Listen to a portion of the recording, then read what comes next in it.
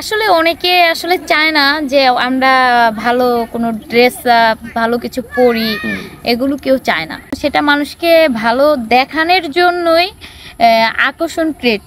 এমনকি যত মুভি করা হয়, ছবি করা হয়, যেটাই হোক, কিছু না কিছু ছিঁড়া ফাটা ড্রেস থাকবে। কতদিন সিনেমা এবং মিডিয়া জগতে কাজ করে জানবো আমরা তার মুখ থেকে।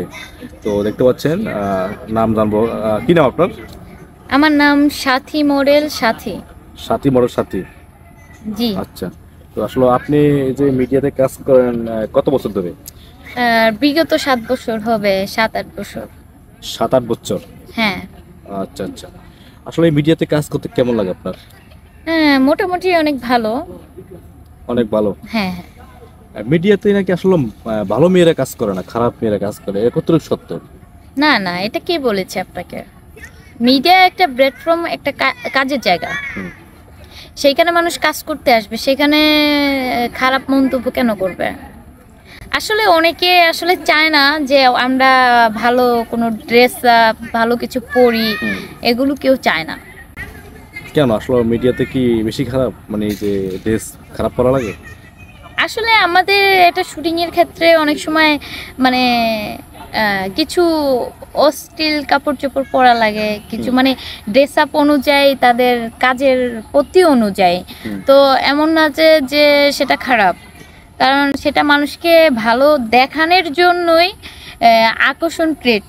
এমনকি যত মুভি করা হয়, ছবি করা হয়, যেটাই হোক, কিছু না কিছু ছিঁড়া ফাটা ড্রেস থাকবে, এটা আকর্ষণের জন্য। মানে আকর্ষণের জন্য এটা।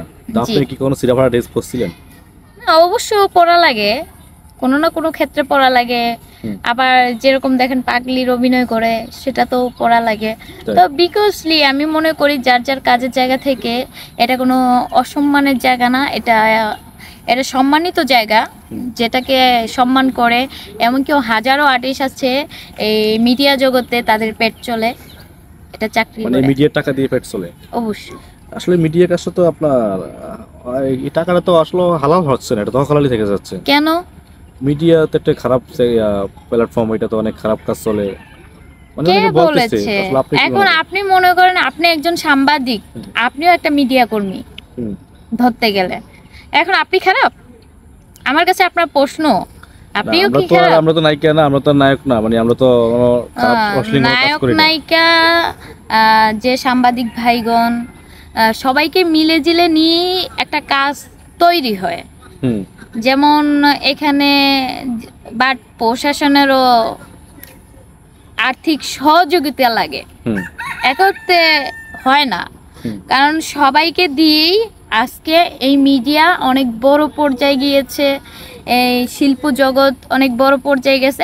আগে যে দিনগুলো, আগের দিন তো আর ফিরে পাওয়া যাবে না। যেন সালমান শাহ, শাকিব খান তো আছে, মানে ইয়ের কথা বলতেছি,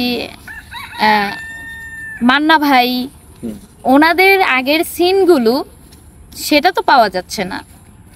কিন্তু এখন যে এখন এসে পড়েছে আপনার মনে করেন রোমান্টিকে, এখন রোমান্টিক মুভি, রোমান্টিক ছবি এখন মানুষ বেশি দেখে।